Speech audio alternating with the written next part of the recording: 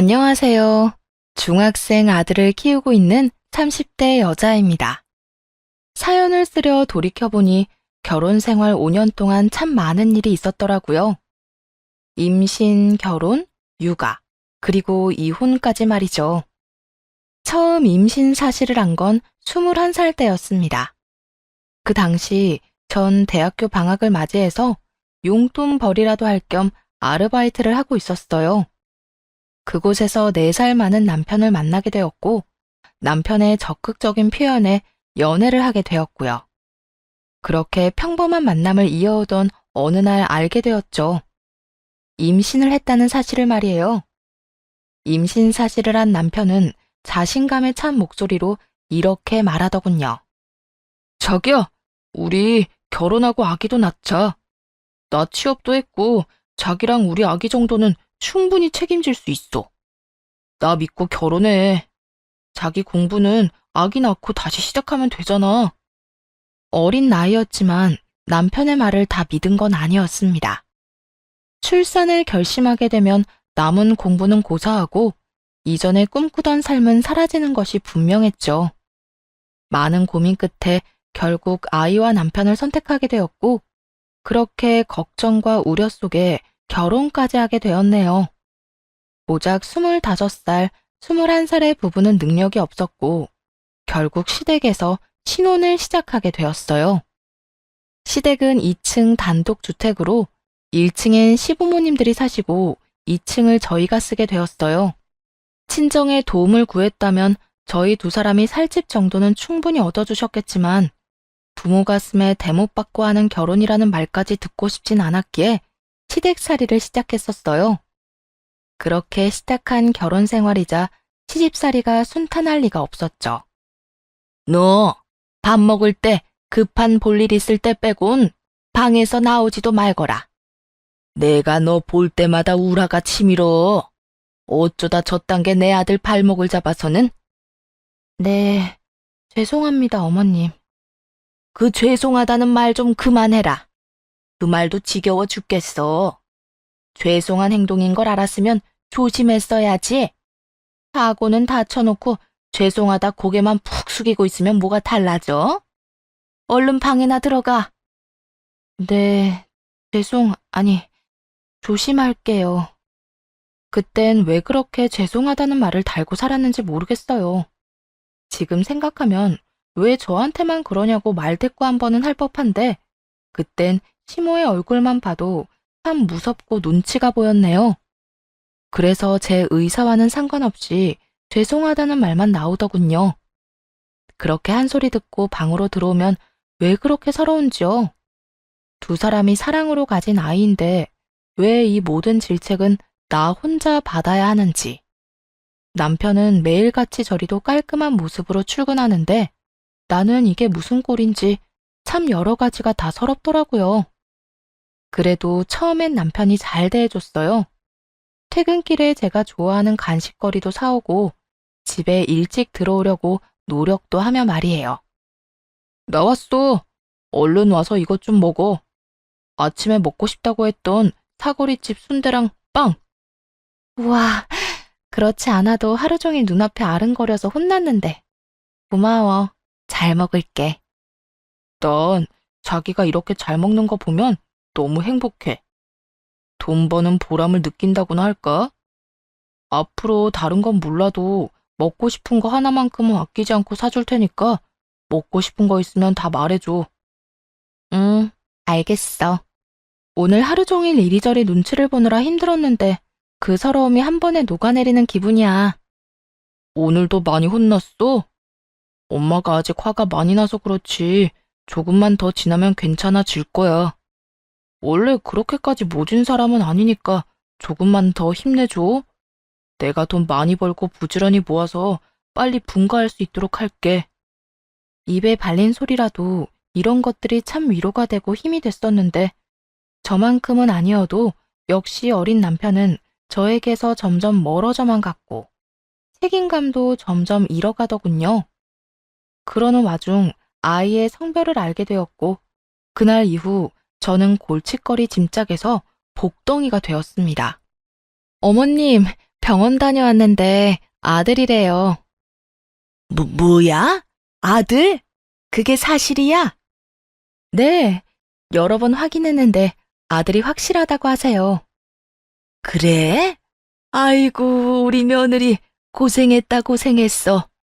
손귀한 집의 걱정거리를 이렇게나 한 번에 없애주다니. 태몽도 과일이 가득해서 딸 태몽인 줄 알았더니 네가 짐이 아니라 복덩이였구나, 복덩이. 듣기론 시부모가 아들 하나 낳기 위해 가즈네를 썼다고 하던데 저는 빠르고 신속하게 대를 이을 아들을 가졌다고 하니 시댁에서 한순간에 신분 상승이 된 것이었죠. 이제 좀 제 생활도 편해지려나 며느리로서 최소한의 대우는 받고 살 수 있으려나 생각했는데 이어달리기 바통 터치를 하는 것처럼 이번엔 남편이 서운하게 굴기 시작했습니다. 아들? 난 딸이 더 좋은데. 애교 많은 딸 말이야. 아들 키워봤자 징그럽기만 하지. 얘가 무슨 말을 하는 거야? 아들, 집안 대를 이으려면 너처럼 듬직한 아들 하나는 있어야 해. 그러니까 이상한 소리 하지 말고 네 마누라 무사히 출산할 수 있게 네가 잘 보살펴줘. 나까지 더 할 필요가 있어? 이젠 내가 굳이 나서지 않아도 엄마가 알아서 잘 챙길 것 같은데 뭘. 난 이제 바깥 일에 더 신경 쓸 테니 귀한 손자 품은 귀한 며느리는 엄마가 신경 써주세요. 그냥 하는 말이 아니더라고요. 그날 이후 서서히 남편은 저에게 무심해지기 시작하더니 어느 날부턴 퇴근하고 돌아와선 잠만 자기 바빴으니까요.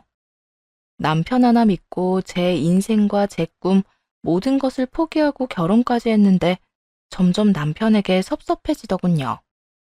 하지만 남편이 시모처럼 구박을 하는 것도 아니었고 시모가 잘 대해주기 시작하니 시댁살이도 할만하더군요. 할만해졌다고 해서 이혼 생각을 전혀 하지 않았던 건 아니었어요. 더는 남편이 저를 사랑하지 않는다고 느껴질 때마다 이혼이란 생각이 불쑥불쑥 찾아왔고 시모가 말로 상처를 줄 때마다 이혼하고픈 마음이 굴뚝이었죠. 하지만 당시에 전 너무나도 어렸고 뱃속에 아이도 있었기에 이혼이란 결정을 도저히 내릴 수가 없었습니다. 이렇게 쉽게 이혼하고 도망칠 거였다면 애초에 아기를 낳는다는 결정도 하지 않았을 거라고 이딴 결혼도 하지 않았어야 했다며 스스로 타일렀네요. 그렇게 무사히 출산을 했고 반응은 제 예상과 별반 다르지 않더라고요. 시댁 어른들은 아빠를 쏙 빼닮았다며 기뻐하고 남편은 그냥저냥 미지근한 반응 말이에요. 어머나, 어떻게 된 신생아가 이렇게 이목구비가 뚜렷하니? 아, 그래요? 뚜렷한 편인가요? 그래, 꼭 우리 아들 갓 태어났을 때 모습을 보는 것 같구나. 아주 판으로 찍어 놓은 것 같아. 우리 장손 잘생기기도 했지. 아들, 어때? 아빠 된 기분이? 그냥 뭐, 아직은 별 느낌이 없지. 엄청 작다. 이 정도? 어이구, 하긴, 네 아빠도 처음엔 실감 못하다가 네가 점점 크니까 널 엄청 예뻐라 하셨었어. 자주 보고 자주 안아줘. 우리 귀한 장손. 사람에 따라서 남자들의 부성에는 뒤늦게 발휘되는 경우도 있다고 저도 들은 적 있습니다. 그런데요, 남편은 해도 해도 너무하더라고요. 제가 낳자고 사정사정해서 낳은 자식도 아니고 애초에 자기가 책임지겠다며 더 많이 사랑하겠다고 했던 사람이 저리도 변해버리니 말이에요. 때마침 시모는 집에 다녀오겠다며 자리를 비웠고 그간 쌓였던 말들을 쏟아냈어요. 당신 진짜 적당히 좀 해? 내가 섭섭할 거란 생각은 전혀 못하는 거야? 내가 뭘 어쨌다고. 내가 뭘 어째?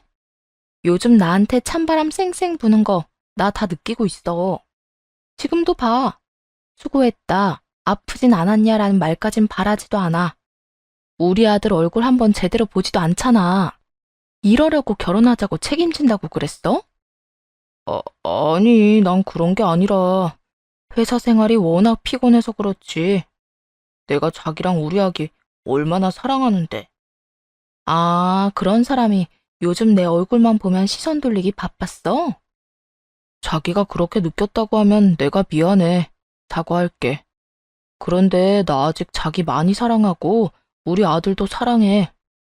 설마 내 자식인데 싫기야 하겠어? 정말 진짜로 너무 피곤해서 그런 거니까 그런 오해는 하지 말아줘. 섭섭한 마음도 풀고 말이야. 남편은 오해라고 앞으로 잘하겠다고 하며 마음을 풀어주었지만 그건 역시 말뿐이었습니다. 이때까지만 해도 저런 말을 들으면 기대라도 했는데 살다 보니 점점 그런 기대는 사라지더라고요. 그나마 다행스러운 건 남편이 외도 같은 추악한 짓은 하지 않는다는 것이었죠. 가정에 좀 무심한 것이야 참고 살면 되는 문제였고, 그렇게 참고 살다 보니 어느새 4년이란 세월이 지났습니다. 여전히 전 시댁살이를 하고 있었지만, 이제는 아무것도 모르는 21살 때와는 달리 불만이 가득한 상태였어요. 우선 출산을 하고 아이가 어린이집만 다니게 되면 복학하게 해주겠다는 약속은 당연히 지켜지지 않았습니다. 어차피 거의 포기 상태이기도 했지만요. 혼자 육아를 하며 사이버 대학을 접수해 사회복지학과 수료를 마친 후라 대학 생활엔 큰 미련이 없기도 했고요. 다만 불만이 컸던 건 이런 것들이 아닌 바로 분가 문제였어요. 가끔 시모 때문에 힘들어할 때마다 남편은 이렇게 말하곤 했거든요. 조금만 기다려. 우리 아들 초등학교 들어가기 전엔, 아니, 5살쯤 되면 분가하자. 그때까지 설마 우리 세 식구 살 집도 못 구하겠어? 그러니까 그때까지만 조금만 더 기다려줘. 이런 말을 했는데 약속했던 5살이 다가와도 아예 말조차 꺼내지 않더군요. 어쩌다 제가 먼저 이야기를 꺼내는 날엔 이 핑계 저 핑계를 대며 짜증을 내기 바쁘더라고요. 여보, 우리 분가 문제는 생각해보고 있는 거야? 그럼 생각도 하고 알아보고 있긴 한데 집값도 많이 오르고 해서 여의치가 않네. 내가 계속 말했잖아. 꼭 자가 아니어도 되고 꼭 넓은 집이 아니어도 된다고 말이야. 원룸, 투룸이어도 아무 상관없다니까. 그냥 단 하루라도 우리 식구끼리 살고 싶다고. 또 세상 물정 모르는 소리 하네. 원룸, 투룸 얻는 데는 그냥 월세만 내면 되는 줄 알아? 보증금은 당신 보증금 있어? 당신 취업하고 일한 게 몇 년인데 그 보증금도 없어?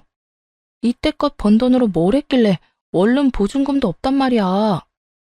뭘 하기는 부모님 용돈 드리고 생활비 드리고 하면 뭐 남는 거나 있는 줄 알아?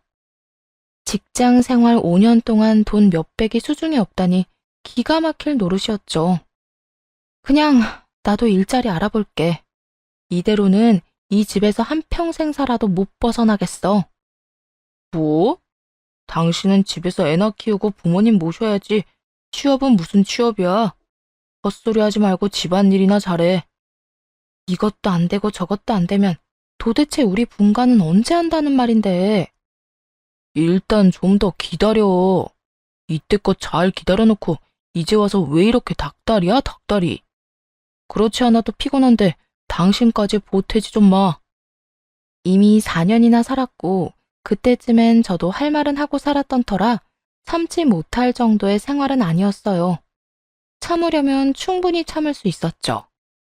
그런데 문제는 아들이었습니다. 시모는 어린 아들에게 과한 교육을 요구했는데 4~5살밖에 되지 않은 어린이에게 초등학교 때나 배우는 공부를 강요하며 못한다고 화를 내더라고요. 넌 도대체가 이것도 모르면 어떻게 하자는 거야? 곱셈까지 바란 것도 아니고 고작 덧셈과 뺄셈이야. 이것도 못하면 어쩌자는 거야? 영어 단어도 그래. 이 정도는 기본적으로 외워야 할 거 아니야? 어머님, 5살짜리 애가 그런 걸 어떻게 알아요? 이제 그만 혼내세요. 그렇게 윽박 지르고 강요하는 게 더 안 좋다고요. 네가 뭘 안다고 훈수질이야, 훈수질이. 내가 다 알아보고 이러는 거야. 똑똑한 애들은 이미 이런 건 다 끝냈다고 하는데 얘는 누굴 닮아서 이렇게 모자란 거야? 어머님, 저는 우리 아들 그렇게까지 과하게 공부시킬 생각도 없고 지금부터 그런 공부가 필요하다고 생각하지도 않아요. 그러니까 지금 네 말은 네 아들이니까 네 마음대로 키우겠다. 이 말이니? 득이 되는 조언과 도움이라면 감사한 마음으로 받겠지만 해가 되는 행동이라면 그냥 두고만 볼 생각 없다고 말씀드리는 거예요. 지금 어머님이 제 아들한테 하는 윽박, 강요, 이런 건 단 하나도 도움되는 것이 없으니까 하지 말아주세요. 이렇게까지 직설적으로 하지 말라고 해봐도 그때뿐이었습니다. 자고 일어나면 모든 기억을 잊은 사람처럼 또 어린 아들을 괴롭히는데 보통 일이 아니었죠. 상황이 그렇다 보니 잘 웃고 잘 먹으며 밝기만 하던 아들은 눈에 띄게 의기소침해져 갔고 자신감이 떨어지니 유치원에서도 문제가 생겨나기 시작했습니다. 어머님, 혹시 유민이 요즘 무슨 일이 있는 걸까요? 아니요, 특별한 일은 없는데 왜 그러세요? 아니, 그게 유민이가 요즘 친구들이랑 잘 어울리지를 못해요. 눈치도 지나치게 보고 친구들이 가까이 다가가도 피하기만 하고요. 저희 유민이가요? 상담할 때는 잘 어울린다고 하셔서 그런 줄만 알고 있었는데요. 학기 초엔 친구랑도 잘 어울리고 항상 밝은 유민이었는데 어느 순간부터 눈치를 많이 보고 큰 소리에 놀라기도 하고 그렇더라고요. 혹시나 무슨 일이 있으신가 싶어서 연락드려봤어요. 심리적으로 불안한 상태가 확실했습니다. 저는 제가 아들을 감싸고 보호한다고 해서 해결될 문제가 아니란 생각이 들더라고요. 그래서 남편을 앉혀놓고 진지하게 이야기를 꺼냈어요. 여보, 아무래도 우리 분가 서둘러야 할 것 같아. 뭐? 당분간은 기다리라고 했잖아. 상황이 여의치 않다고. 상황 괜찮아질 때까지 기다리다가 우리 아들 유민이 큰일이 날 것 같아서 그래. 뭐? 유민이가 왜? 유치원에서 연락이 왔어. 유민이가 친구들이랑도 잘 못 어울리고 눈치도 많이 보고 어두워졌다고. 갑자기 왜 그러는 거야? 아니, 근데 유민이가 이상해진 거랑 분가랑 무슨 상관인데? 그 밝던 애가 갑자기 왜 그러겠어? 어머님 때문이잖아. 5살짜리 애한테 덧셈 뺄셈 못한다고 구박하고 영어 단어 못 외운다고 화까지 내신다고. 그거야, 엄마가 하나라도 더 알려주고 싶어서 그런 거지. 별것도 아닌 걸로 유난 좀 떨지 마라. 유난? 유난이 아니라 선생님한테 연락이 왔다니까. 자존감을 키워주고 많이 공감해줘야 할 시기에 그렇게 구박만 하고 소리를 지르는데 애가 이상해지는 게 당연하잖아. 저는 아들이 힘들어할 생각을 하면 속이 타들어가고 마음이 쓰라리게 아픈데 남편은 그저 제가 분가를 위해 우기는 거라 생각하는 듯 하더군요. 분가하고 싶어서 별 연관을 다 지어서 억지 부리네. 억지? 지금 억지라고 했어? 당신은 눈이 없어? 우리 아들 집에서도 어머님 눈치 보느라 밥도 제대로 못 먹어. 그걸 보면서도 억지라고 하고 싶어? 당신 말이 다 맞는다고 치자. 우리 엄마가 극성 떨어서 애가 힘들어한다고 해도 당장 돈이 없는데 분가를 어떻게 하냐고. 어떻게 해서든 마련하면 되잖아. 정 안 되면 대출을 하든 어떻게 해서든 해결책을 마련할 생각을 해야지. 당신은 왜 덮어놓고 무조건 안 된다고만 하는 거야? 안 되니까 안 된다고 하지. 참 별나게도 군다. 애가 크다 보면 이런 일도 있고 저런 일도 있는 거지. 다른 문제도 아니고 우리 아들 문제야. 아무 일이 안 일어나면 다행이지만 저러다 애 발달에 무슨 문제라도 생기면 그때도 아, 저러다 괜찮아지겠지 하고 안일하게 생각할 거야? 하는 수 없는 일이지 뭐. 하고 넘길 거냐고. 아, 글쎄. 돈이 없다니까 돈이. 없는 돈이 화내고 소리 지르면 나와?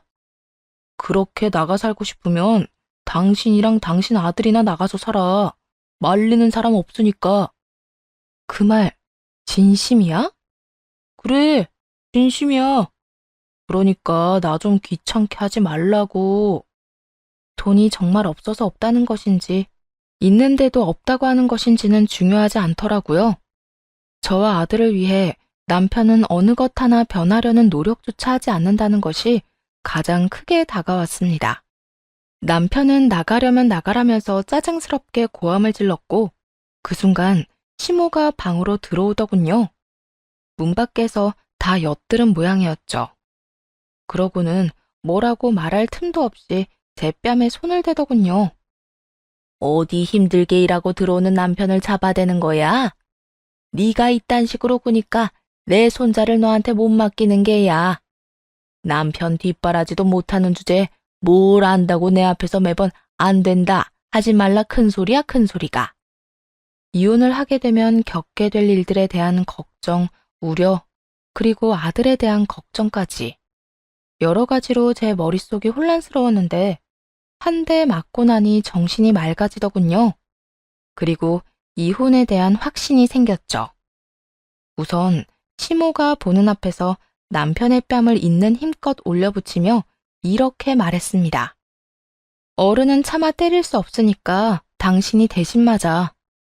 아무리 생각해도 내가 맞을 이유가 없어서 말이야. 남편은 남편대로 한 대 맞았다는 충격으로, 시모는 시모대로 자신이 보는 앞에서 아들이 당했다는 충격에 아무 말도 못하고 둘 다 저를 보고만 있더라고요. 그리곤 남편은 이내 정신을 차린 것인지 뺨을 매만지며 언성을 높이기 시작했죠. 당신 미쳤어? 이런 짓까지 하고 뒷감당 어떻게 하려고 그래? 뒷감당? 뒷감당을 내가 왜 해? 나 당신이랑 이혼할 건데. 뭐? 이혼? 지금 이혼이라고 했어? 그래, 이혼. 나보고 나가고 싶으면 내 아들 데리고 나가라며. 그게 이혼하자는 말이랑 뭐가 다른데?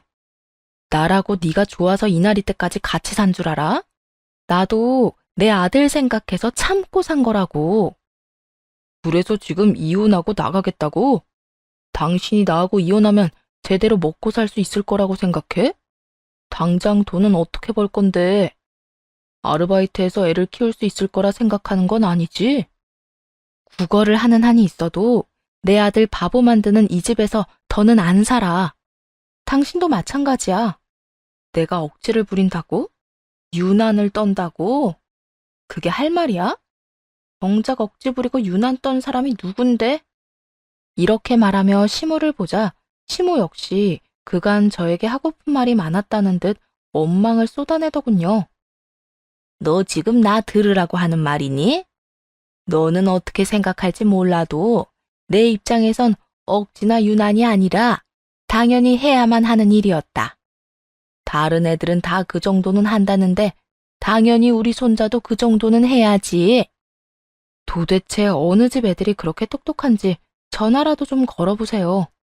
그 애도 강제적으로 공부를 시켰는지 아니면 애 스스로가 원해서 한 공부인지라도 좀 물어보게요. 그게 친한 사이는 아니고 건너 아는 집 손주가 그렇다고. 그러니까 지금 제대로 알지도 못하고 유민이를 그렇게 쥐잡듯 잡았단 말이에요? 사실인지 아닌지도 모르는 건너 들은 이야기로요? 그게 뭐가 중요해? 그렇게 똑똑한 애가 있으니까 그런 이야기가 내 귀에도 들어왔을 거고, 우리 손주는 그보다 무식하고 멍청하다는 게 문제지. 제가 보기엔 제 아들이 문제가 아니라 어머님이 문제네요. 어디서 확실하지도 않은 이야기 듣고 와서 초등학생이나 돼야 배우는 걸 알려주는데 애가 버텨내겠어요? 거기에다 매번 멍청하다, 무식하다, 고함이나 지르고요. 멍청한 걸 멍청하다고 하는 게 뭐가 문제라는 거야? 바보를 안 쳐다 놔도 그만큼 강조하고 그만큼 설명했으면 다 알아들었을 텐데. 애가 엄마를 닮아서 무식한 걸 누굴 탓을 하는 게야 지금? 당신도 봤지? 당신 엄마가 이런 분이셔. 더는 이런 집에서 내 아들 바보로 만들면서 살 생각도 없고, 당신 말대로 나는 내 아들 데리고 나갈 테니까 이혼해. 남편을 바라보며 이혼을 요구했고, 남편은 후련하다는 표정으로 저를 보며 이렇게 말했습니다. 그래, 하자 이혼. 나도 이런 생활 힘들고 지겨웠어. 어릴 때 저지른 실수 때문에 이 좋은 나이에 당신이랑 유민이한테 발목 잡혀 사는 인생이 나라고 즐거운 줄 알아? 제가 바보도 아니고 남편이 저런 생각을 한다는 건 알고 있었습니다. 그런데 저런 이야기를 남편에게 직접 들으니 꽃 같은 나이에 혼자 고생하며 산 세월이 떠오르며 화가 나더군요. 남편의 말이 끝나자마자 손을 올려 반대쪽 뺨을 올려붙였네요. 시모는 저를 가만두지 않겠다며 고함을 질렀고 남편은 그저 저를 노려보더군요. 너 지금 이게 뭐 하는 짓이야? 한 번도 아니고 두 번이나. 네가 제정신이야? 네, 제정신이에요. 진작 이랬어야 했는데 그간 제가 너무 미련스러웠죠. 생각 같아선 제가 어머님한테 당한 것만큼 되돌려주고 싶은데 그래봤자 화가 풀릴 것 같지도 않고 이 정도만 하고 그냥 이혼이나 하려고요. 이게 진짜? 시모는 다시 저에게 손을 올렸고 그 손을 잡아 뿌리치며 이렇게 말했습니다. 저한테 또 손대면 귀한 아들 뺨이 남아나지 않을 텐데 정말 괜찮겠어요? 아니, 이번엔 어머님 뺨에 제 손이 날아갈 수도 있는데 그것도 괜찮으면 하고 싶은 대로 다 하세요. 다 봤다시피 저도 이제 맞고만 있을 건 아니라서요. 아들 문제가 아니라면 시키는 일은 토달지 않고 하고 큰 소리 한 번 내지 않았던 제가 이런 반응을 보이니 시모 역시 놀란 눈치였죠. 남편의 반응도 별반 다르진 않았어요. 시모의 눈을 똑바로 보고 할 말을 다 하는 저를 토끼 눈을 뜨고 보고 있더라고요. 그런 남편을 똑바로 보며 마지막이란 마음으로 이렇게 말했습니다. 이럴 거면 그때 왜 결혼하자고 했냐고 원망이라도 하고 싶은데 그러기엔 나한테 내 아들이 너무 소중해서 그 말은 참아 못하겠다. 당신도 양심이 있다면 조용하고 빨리 이혼해줘. 양육권 가지고 지저분하게 굴지도 말고. 남편은 대답이 없었고 곧바로 짐을 싸 아들과 함께 친정으로 왔네요. 그렇게 시작된 이혼. 그나마 남편은 양육권이나 돈으론 치사하게 굴진 않더라고요. 그 덕에 비교적 간단하게 양육권도 위자료도 받고 이혼을 할 수 있었고요. 4년 동안 수도 없이 고민하고 또 고민한 이혼이었는데 6개월도 되지 않아 결론이 나고 이혼을 하게 되니 참 씁쓸하더라고요. 미련이 남아서가 아니라 저의 꽃다웠던 그 세월이 안타까워서요. 그래도 그 4년이란 시간이 후회스럽진 않았습니다. 저에겐 제 목숨보다 소중한 아들이 생겼으니까요. 그리고 든든한 버팀목이자 제가 살아야 할 이유인 부모님도 계셨고요. 그렇게 새로운 인생이 시작되었고 전 그 어느 때보다 열심히 살아야 했네요. 돈을 벌었어야 했으니까요. 전 남편이 주기로 한 양육비가 있었는데 고작 3번 주더니 양육비와 함께 연락도 끊어버렸거든요. 연락을 해서 돈 내놓으라고 닥달을 할까 싶기도 했지만 그러진 않았습니다. 괜히 양육비 핑계로 아들을 보겠다고 하는 것도 싫었으니까요. 아이의 아빠에게도 아들을 보여주는 것이 싫어 양육비 달란 말도 하지 않았는데 전 시모는 끈질기게 연락이 와 손자 타령을 하더라고요. 예, 아무리 너희가 이혼을 했다 해도 내 핏줄이고 내 손자다. 네가 뭔데 내 손자 얼굴도 안 보여주는 게야? 유민이가 할머니 이야기만 꺼내도 싫다고 난리를 부리는데 어쩌겠어요? 그러게 있을 때 잘하지. 이제 와서 핏줄 타령은? 거짓말 하지 마라. 내가 내 손자한테 어떻게 했는데 내 손자가 나를 보기 싫어할 리가 없잖아. 어떻게 하긴요. 하루가 멀다고 구박하고 쥐어받고 화내고 다 큰 어른도 그런 식으로 대하면 2번 다시 보기 싫다고 한다고요. 그러니까 그런 줄 알고 다신 연락하지 마세요. 혹시나 유민이가 보고 싶다고 하면 따로 연락할 테니까요. 집착이 대단한 시모는 하루가 멀다고 연락이 와 손자 타령을 했지만 전 절대 보여주지 않았습니다. 끝나지만 않을 것 같던 그 집착도 어느덧 서서히 줄어들고 한동안은 연락도 오지 않더라고요. 그리고 오랜만에 연락이 와 한다는 말이 가관이었죠. 잘 지냈니? 네 아들은 잘 크고 있고? 네, 우려하시던 거와는 달리 아주 잘 크고 있어요. 그런데 무슨 일이세요? 한동안 연락 없으시더니. 아, 미리 말하는데 네 아들 보여달라고 연락한 거 아니니까 걱정하지 마라. 다름이 아니라 내 아들 재혼 소식 전해주려고 전화했다. 혹시나 네가 뭣도 모르고 연락해서 구질구질하게 굴까 봐. 이혼하고 양육비가 안 들어와도 단 한 번도 연락한 적이 없는데 졌단 말을 하니 기가 막히더군요. 모르긴 몰라도 전 시모의 성향상 자랑을 하려고 연락한 것이 분명했죠. 그럴 일 없으니까 할 말 다 끝났으면 끊으세요. 길게 통하고 싶지도 않으니까. 예, 잠시만. 넌 네 전 남편이 어떤 사람이랑 결혼하는지 궁금하지도 않니? 같은 회사 다니는 여자인데 임신했다고 하더구나. 너와는 달리 대학도 졸업했고 똑똑한 여자이니 그 뱃속에서 태어날 내 귀한 손주가 얼마나 똑똑하겠어? 그거 참 잘 됐네요. 앞으로는 내 아들한텐 신경 끄고 새로운 손주나 신경 쓰면서 잘 살아보세요. 그렇지 않아도 그렇게 할 거다. 네 아들보단 쓸만할 건 분명하고 영재라도 태어나는 건 아닌지 모르겠구나. 그건 내가 알 바가 아니고요. 이 말은 할 수 있을 것 같네요. 부디 그 애는 바보로 만들지 말고 잘 키우세요. 너 내가 누누이 말했지? 그건 내 잘못이 아니라 네 아들이 멍청한 거라고. 그거야 두고 보면 알겠죠. 그렇게 전화를 끊었고 그 후론 그 사람들을 잊고 살았습니다. 따로 연락이 오지 않기도 했고요.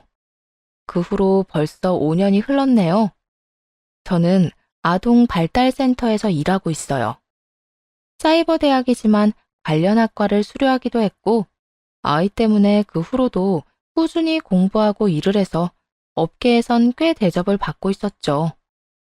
안정된 생활만큼 아들과 보내는 시간도 많았고 제 생애 가장 행복한 시간이라는 생각이 들 정도로 만족스러운 나날들이었네요. 하루하루 바쁘게 지내고 있는데 일하는 센터로 낯익은 사람들이 들어오더라고요. 네, 그건 바로 전 시모와 전 남편이었습니다. 두 사람은 여자아이의 손을 잡고 센터로 들어왔는데 척 보아도 표정에 근심과 걱정이 가득해 보이더군요.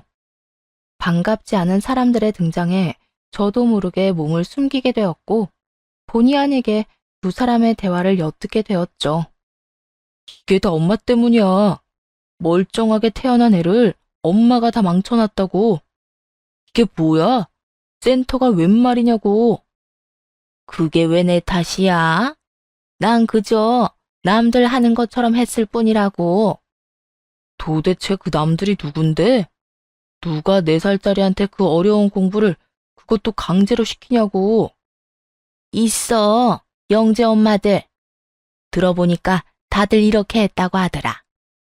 그 애들이 지금 얼마나 똑똑한 줄 아니? 엄마, 그건 특별한 애들이나 그런 거고, 우리 딸은 평범한 그냥 4살 여자아이야. 첫 손자도 그렇게 괴롭혀서 아들 이혼시키더니 그걸로 만족이 안 됐어? 기어코 내가 또 이혼하고 손녀는 센터까지 다니게 만들고 나니까 속이 시원해? 그게 왜 내 탓이야? 다 그년들이 되바라져서 그렇지. 시어머니 입장에서 잔소리 좀 할 수도 있는 거지. 그걸 못 참고 이혼이나 하고 말이다. 애 문제도 마찬가지다. 원래가 좀 멍청한 애들이었다고. 엄마, 여기 오기 전에 들린 센터만 3군데야. 거기서 하나같이 과한 교육에 의한 정서적 문제라고 하는 말 못 들었어? 그 말을 듣고도 애 탓을 하고 싶어? 들어보니 애 엄마는 아들이 아닌 딸을 낳았다는 이유로 전 시모의 시집살이를 버티지 못하고 이미 도망간 상황이고 남은 아이는 시모의 학대와도 같은 교육에 발달에 약간의 문제가 생겼더군요.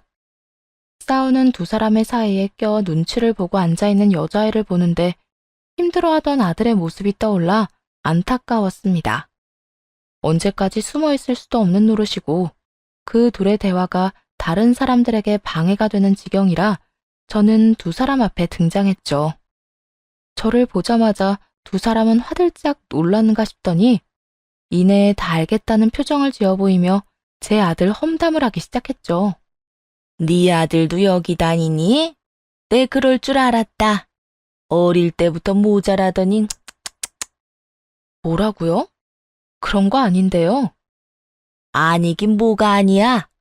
그런데 그때부터 지금까지 다닌 거면 도대체 몇 년이나 다닌 거니? 아니, 얼마나 심각한 바보이길래 이때까지 치료를 하는 게야?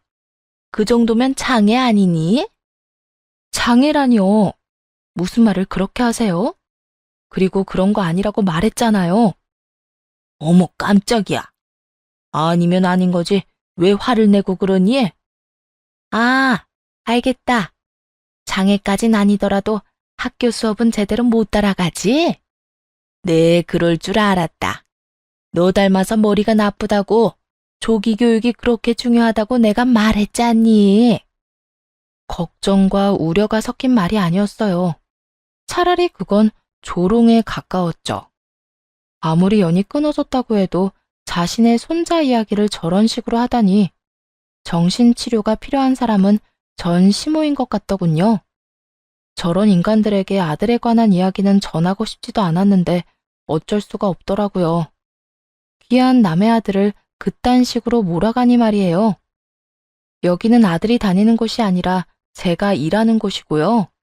제 아들은 치료라는 건 받지도 않았고 받을 필요도 없어요. 학교 수업을 못 따라가기는커녕 매번 전교 1, 2등만 하고 있어서 성적표 확인하는 의미가 없을 정도니까요. 그 말을 들은 전시모가 지어 보이던 그 표정을 아직도 잊지 못합니다. 처음엔 화들짝 놀란 표정에서 그럴 리가 없다며 의심하는 눈초리를 거쳐 후회 가득한 얼굴까지 표정 변화가 참 드라마틱하게 이어지더군요. 그럴 리가 없어. 그땐 말도 제대로 못 알아먹고 무슨 말만 하면 울던 그 멍청한 애가 그렇게 똑똑해졌을 리가 없잖아. 원래 똑똑하던 애였어요. 그런 애를 아줌마가 다 망쳐놓고 있었고요. 정서적으로 그렇게나 불안한데 교육은 무슨? 그건 애를 망치는 지름길이었다고요. 얘가 지금 생사람 잡네. 내가 망쳤다는 증거 있어? 증거라도 있냐고. 여기 있잖아요, 여기. 아줌마의 새로운 손녀. 들어보니 이 아이도 제 아들하고 비슷한 증상이 보이던데 보나마나 아줌마가 애를 못살게 괴롭혔겠죠. 더는 전시모도 우기지 못하더라고요. 지나치게 비슷한 증상을 보이는 두 아이와 전시모의 품을 벗어났을 뿐인데 시모가 바라던 모습으로 크고 있는 아들.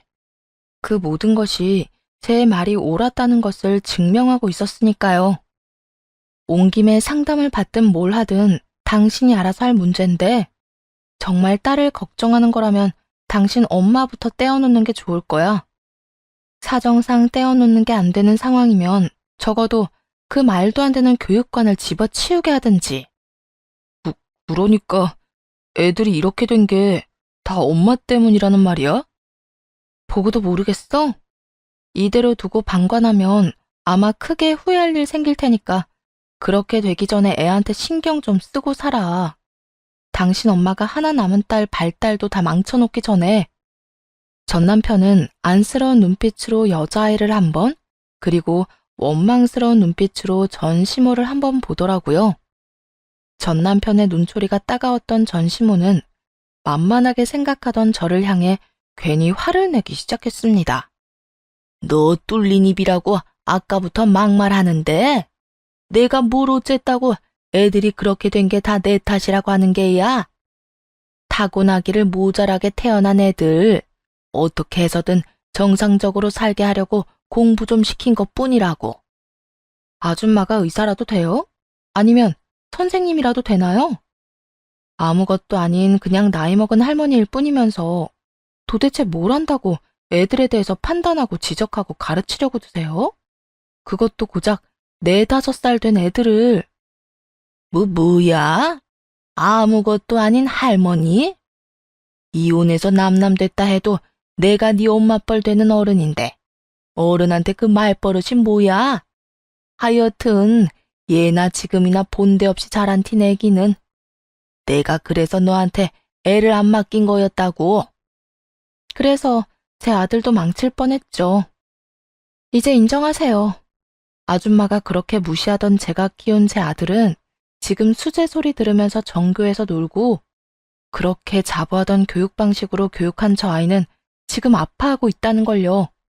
그 말에 흥분한 전시모는 무섭게 다가왔지만 제 몸에 닿진 못했습니다. 닿기도 전 남편의 손에 의해 끌려나가게 되었으니까요. 엄마, 그만 좀 하고 나가자. 나가자고.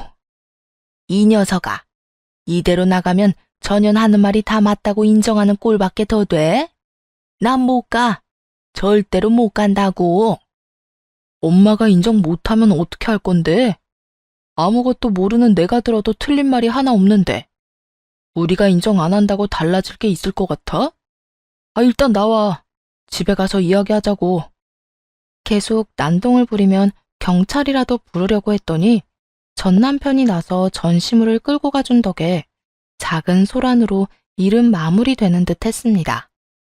그래도 그 집구석에 전 남편 한 명이라도 정신을 차렸으니 다행이라고 그렇게 생각했는데 그것도 착각이더군요. 며칠 뒤 전 남편이 염치도 없는 뻔뻔한 얼굴로 찾아왔으니까요.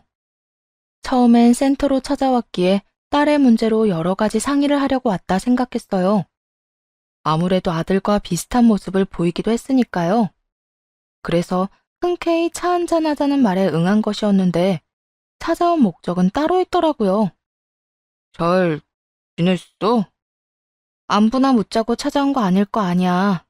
딸 때문에 온 거 아니까 물을 거 있으면 그냥 물어봐. 딸 때문이기도 한데 당신한테 할 말도 있어서 찾아왔어. 할 말? 우리 사이에 남은 할 말이 있어? 이혼한 지가 5년인데?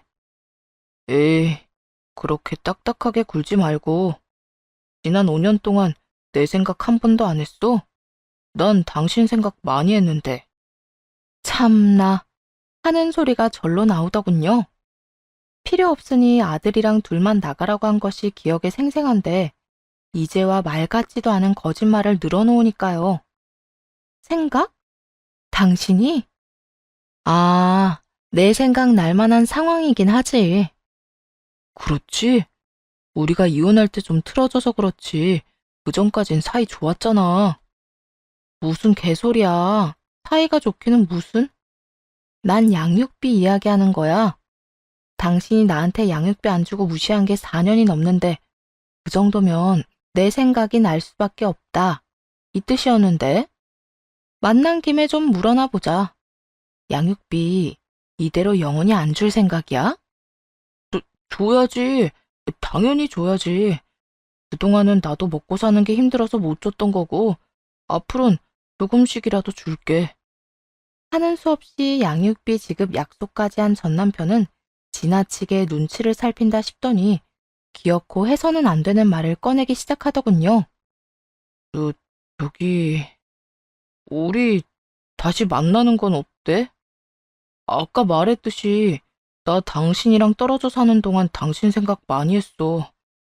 그동안은 염치가 없어서 연락도 못 했는데 이렇게 만나게 되니까 운명이란 생각이 계속 들더라고.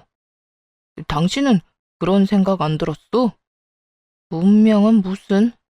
너 이혼 2번 당하더니 머리가 어떻게 된 거 아니야? 어딜 찾아와서 말 같지도 않은 말을 꺼내는 거야? 뭘 그렇게까지 화를 내. 전혀 말이 안 되는 것도 아니잖아. 그건 네 생각이고 난 너 같은 인간 때문에 내 인생 또 망치기 싫으니까 헛소리 하려거든 꺼져. 이런 반응을 전혀 생각하지 못했는지 멍청한 전 남편은 당황한 듯 머리를 벅벅 긁어대더라고요. 그러더니 큰 결심을 한 듯 제 발 아래 무릎을 꿇고 밀기 시작했습니다. 그러지 말고 다시 한번 생각해봐. 유민이도 이제 아빠 필요할 나이일 거고 내 딸도 엄마가 필요해. 물론 나도 당신이 필요하고 말이야. 뭐? 그러니까 너조차고 나보고 그 지옥에 다시 들어와라. 이 말이네? 과거에 내가 당신하고 유민한테 무심했던 거 인정해. 그땐 나도 어렸고, 당신에 대한 소중함도 몰랐었어. 그런데 지금은 아니야. 내가 당신을 얼마나 사랑했었는지 다 깨달았다고. 제 다리에 매달려 나오지도 않는 눈물을 짜내며 반성하는 척 사랑을 입에 올리는 전 남편의 모습에 온몸에 두드러기가 올라오는 기분이었죠. 곧바로 걷어차듯이 전 남편의 손길을 뿌리쳤고 아무 감정도 없는 표정으로 내려다보며 이렇게 말했습니다. 그래서? 그게 나랑 무슨 상관인데? 네가 반성했든 네 딸이 엄마가 필요하든 그런 건 나랑 아무 상관도 없어. 나랑 내 아들은 너 따위 인간 필요도 없을 뿐더러 생각도 하지 않고 살고 있으니까 다신 찾아올 생각 하지도 마.